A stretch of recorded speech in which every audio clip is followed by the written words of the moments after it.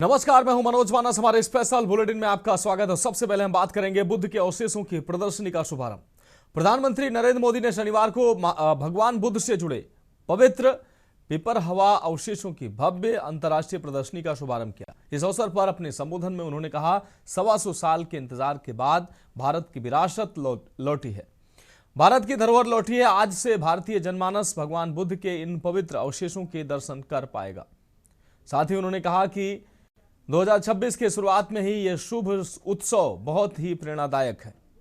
2026 का ये मेरा पहला सार्वजनिक कार्यक्रम है जो भगवान बुद्ध के चरणों से शुरू हो रहा है। मेरी कामना है कि भगवान बुद्ध के आशीर्वाद से 2026 दुनिया के लिए शांति, समृद्धि और सद्भाव का नया दौर लेकर आए। जिस स्थान पर यह प्रदर्शनी लगी है वो भी अपने आप में विशेष है। किला राय पिथौरा का ये स्थान भारत के गौरवशाली इतिहास की यश भूमि है। उन्होंने कहा कि भगवान बुद्ध के पवित्र अवशेष को अपने बीच पाकर हम सभी धन्य हैं। इनका भारत से बाहर जाना और लौटकर फिर भारत आना, ये दोनों ही पड़ाव अपने आप में बहुत बड़ा सबक है। सबक ये कि गुलामी कोई राजनीतिक और आर्थिक नहीं होती, गुलामी हमारी विरासत को भी तबाह कर देती है। भगवान बुद्ध के पवित्र अवशेष के साथ भी यही हुआ। गुलामी के कालखंड में इन्हें भारत से छीना गया, तब से करीब 125 साल तक ये देश से बाहर ही रहे।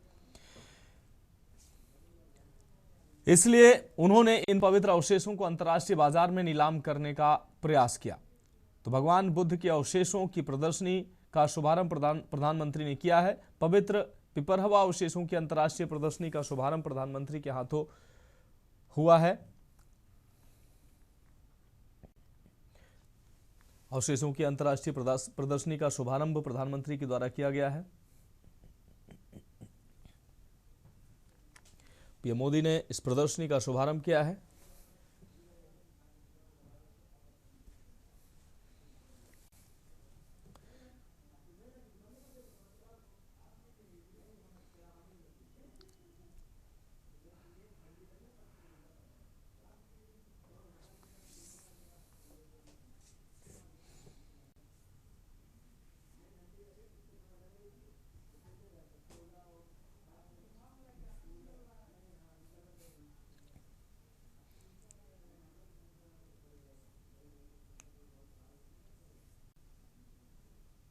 मैं खुद को बहुत भाग्यशाली समझता हूं क्योंकि भगवान बुद्ध का मेरे जीवन में बहुत ही गहरा स्थान रहा है।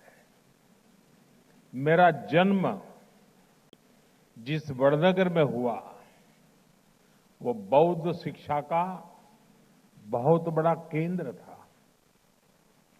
जिस भूमि पर भगवान बुद्ध ने अपने प्रथम उपदेश दिए वो सारनाथ आज मेरी कर्म भूमि है।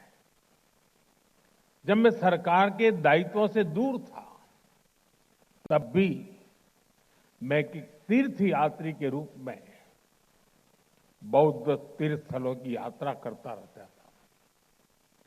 प्रधानमंत्री के रूप में तो मुझे दुनिया भर में बौद्ध तीर्थों में जाने का सौभाग्य मिला है। नेपाल के लुम्बिनी में पवित्र माया देवी मंदिर में नतमस्तक होना अपने आप में अद्भुत अनुभव था।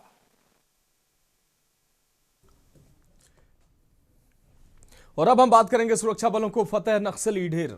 बस्तर रेंज में नक्सल विरोधी अभियानों के दौरान सुरक्षा बलों को एक बार फिर बड़ी सफलता हाथ लगी है। आपको बता दें, बीजापुर और सुकमा जिलों में चलाए गए सघन तलाशी अभियान के दौरान सुरक्षा बलों ने कुल 14 नक्सलियों के शव बरामद किए। इन नक्सलियों के पास से भारी मात्रा में AK-47, आपको बता दें INSS और SLR राइफल जैसे अत्याधुनिक हथियार भी जब्त किए गए। जानकारी के अनुसार बीजापुर और सुकमा जिलों के दक्षिणी इलाकों में सशस्त्र नक्सलियों की मौजूदगी की पुख्ता सूचना मिलने के बाद सुरक्षा बलों ने तुरंत कार्रवाई शुरू की।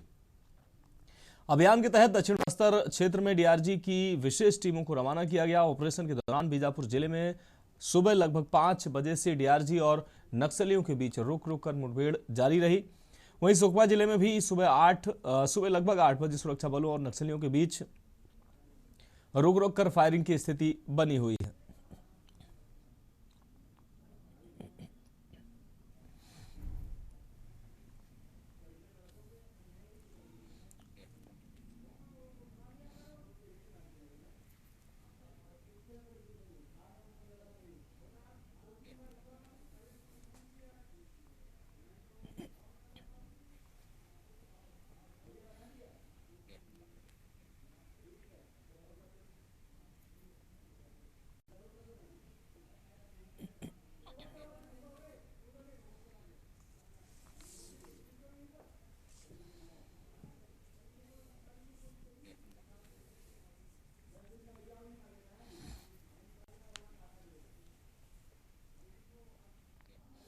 तो बीजापुर से सुकमा जिलों में ऑपरेशन नक्सली लगातार जारी है और इन जिलों में नक्सलियों का सफाया लगातार सुरक्षा बल कर रहे हैं। सुरक्षा बलों को एक बार फिर से फतेह मिली है, नक्सली ढेर किए गए हैं।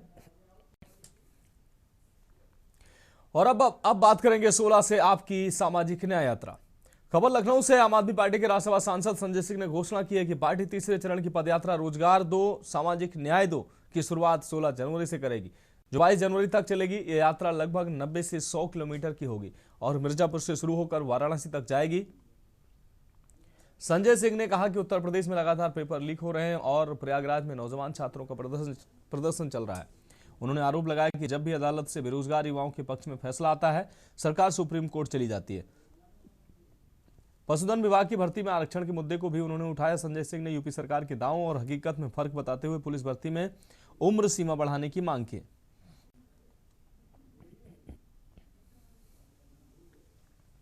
तो 16 जनवरी से आम आदमी पार्टी की सामाजिक न्याय यात्रा की शुरुआत होगी। राज्यसभा सांसद संजय सिंह ने जानकारी दी। लगभग 90 से 100 किलोमीटर की ये यात्रा प्रस्तावित है। राज्यसभा सांसद संजय सिंह ने ये अहम जानकारी दी है। 16 जनवरी से आपकी सामाजिक न्याय यात्रा की शुरुआत होगी।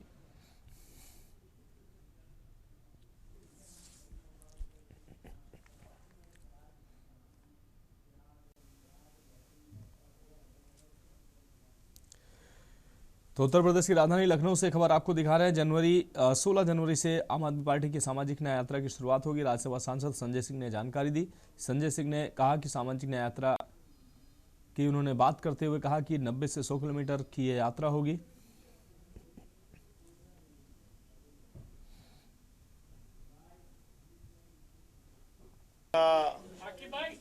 नया साल मंगलमय हो, आपके जीवन में खुशियां आए, ऐसी मैं प्रभु से प्रार्थना करता हूं।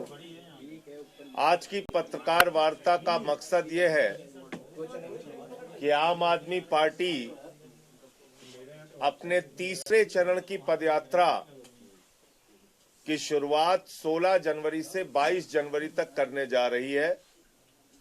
आपको मालूम होगा, पहला चरण रोजगार दो सामाजिक न्याय दो सरयू से संगम तक चला। दूसरा चरण वोट बचाओ संविधान बचाओ रामपुर से अमरोहा तक चला। और तीसरा चरण रोजगार दो सामाजिक न्याय दो पदयात्रा मिर्जापुर के शहीद उद्यान से काशी के सारनाथ तक चलेगी। लगभग 90 से 100 किलोमीटर का ये रूट है। और मनीष तिवारी हमारे साथ, हमारे संवाददाता अधिक जानकारी के लिए लखनऊ से हमारे साथ जुड़ गए हैं। मनीष, आम आदमी पार्टी की सामाजिक न्याय यात्रा शुरू होने जा रही है। 16 जनवरी से इसकी शुरुआत होगी। इस दौरान संजय सिंह ने अहम जानकारी दी। क्या कुछ अहम जानकारी सामने आ रही?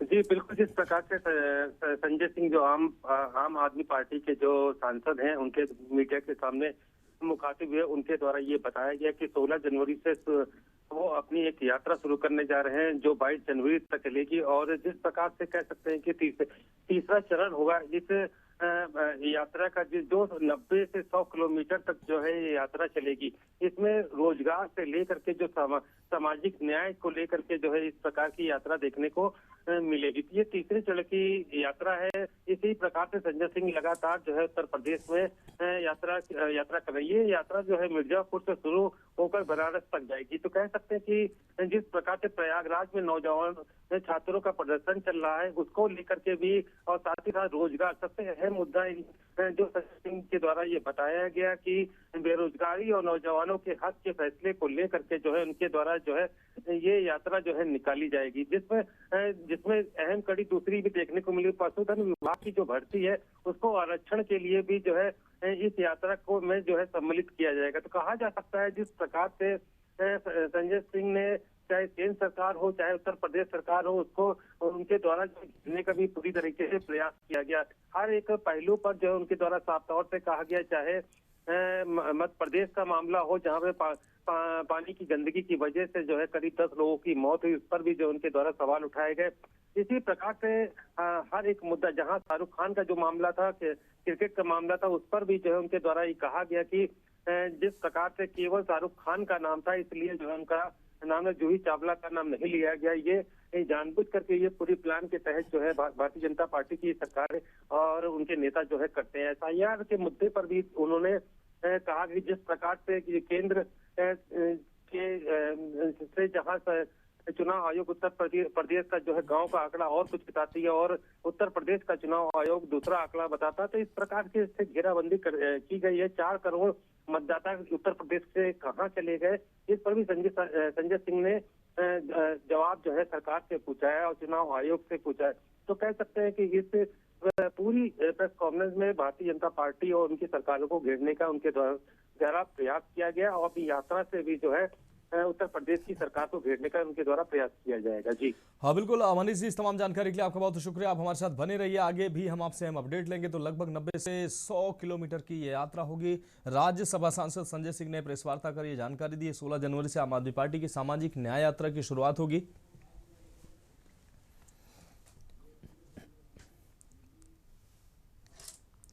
तो राज्यसभा सांसद संजय सिंह ने इस यात्रा को सामाजिक न्याय यात्रा का नाम दिया। उन्होंने कहा 90 से 100 किलोमीटर की ये यात्रा होगी। 16 जनवरी से इस यात्रा की शुरुआत होगी।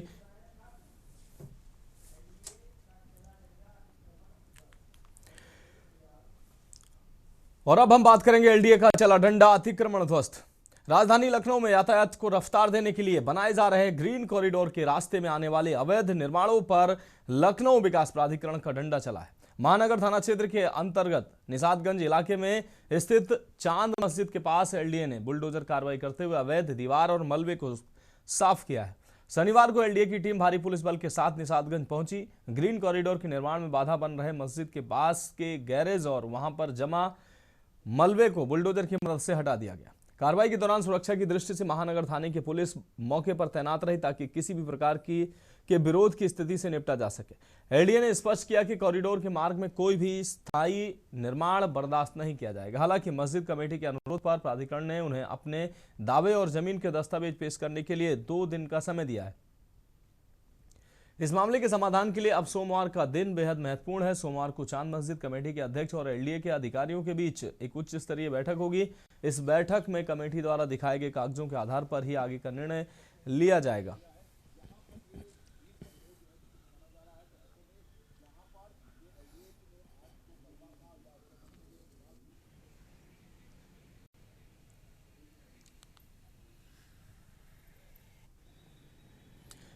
तो चांद मस्जिद के पास चला एलडीए का बुलडोजर।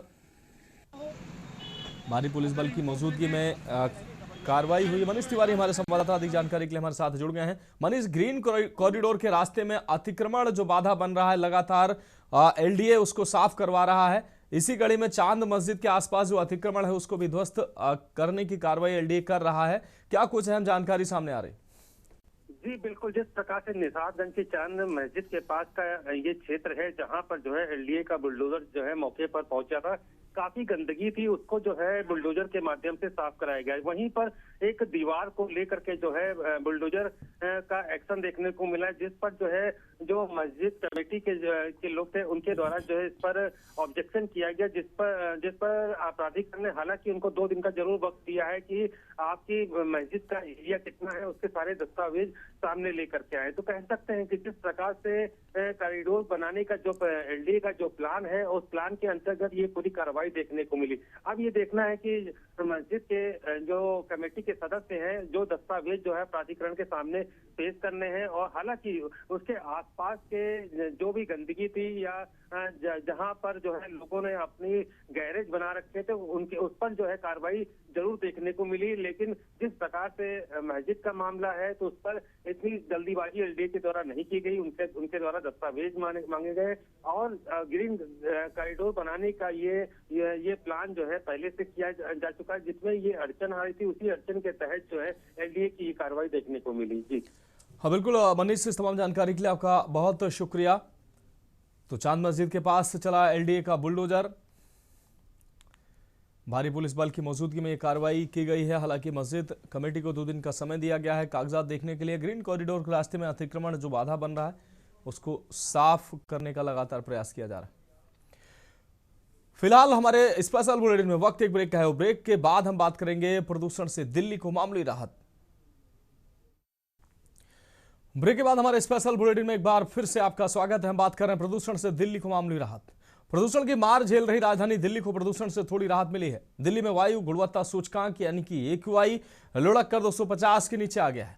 यह हवा की खराब श्रेणी है, लेकिन कुछ राहत जरूर है। केंद्रीय प्रदूषण नियंत्रण बोर्ड का पूर्वानुमान है कि रविवार तक हवा इसी श्रेणी में बरकरार रहेगी। हालांकि सोमवार से हवा एक बार फिर से बेहद खराब श्रेणी में पहुंचने की आशंका है। राजधानी में नए साल के दूसरे दिन लोगों को जहरीली फिजा से हल्की राहत जरूर मिली है। हवा की दिशा बदलने और गति तेज होने के चलते हवा खराब श्रेणी में पहुंच गई है। Air quality early warning system for Delhi के अनुसार शनिवार सुबह राजधानी का वायु गुणवत्ता सूचकांक 222 दर्ज किया गया है।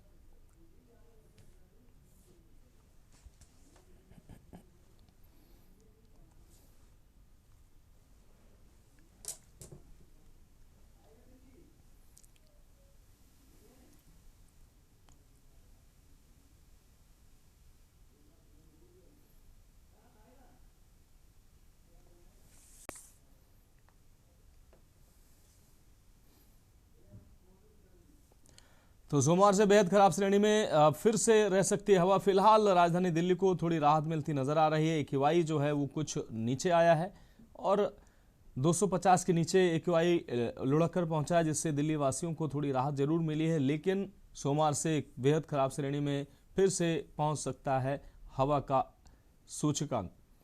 तो देश की राजधानी प्रदूषण की मार लगातार झेल रही है। AQI जो है लगातार खतरनाक श्रेणी में बना हुआ है, लेकिन अब कुछ राहत जरूर देश की राजधानी दिल्ली को मिलती नजर आ रही है। शनिवार को AQI जो है वो 250 के नीचे दर्ज किया गया, जिससे अंदाजा लगाया जा सकता है कि थोड़ी राहत जरूर है। लेकिन सोमवार से ये AQI फिर से बढ़ने के आसार जताए जा रहे हैं।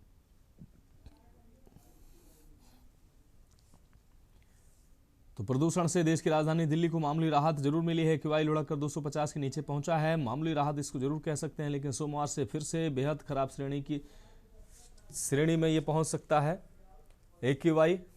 और अब हम बात करेंगे गुलदार की दस्तक, ग्रामीणों में दहशत। विकासनगर के शंकरपुर के बाद छरबा गांव में गुलदार की दस्तक देखने को मिली है, जिससे ग्रामीण दहशत में है। तो वहीं गुलदार की बस्ती के करीब आने की सूचना पर वन विभाग का महकमा भी सतर्क है। आपको बता दें कि कुछ समय पहले सहसपुर के शंकरपुर गांव में कुछ दिनों पहले गुलदार ने बकरियों को निशाना बनाया था, जिसके बाद अब वो छरबा गांव में जंगल और बस्ती के करीब गुलदार दिखाई दिया है, जिससे एक और जंगल के करीब बस्तियों में रहने वाले लोग दहशत में हैं। तो वहीं गांव में गुलदार दिखाई देने की सूचना पर वन विभाग भी हरकत में आ गया है। वन क्षेत्राधिकारी पंकज ध्यानी का कहना है कि छरबा गांव में गुलदार ने दस्तक दी है, जिससे बस्तियों में रहने वाले लोगों और उनके बच्चों तथा मवेशियों को भी खतरा बना हुआ, जिसको देखते हुए क्षेत्र में वन विभाग की 3 टीमों का गठन कर गश्त पर लगाया गया है। साथ ही जंगल व उसके आसपास सतर्कता बरती जा रही है।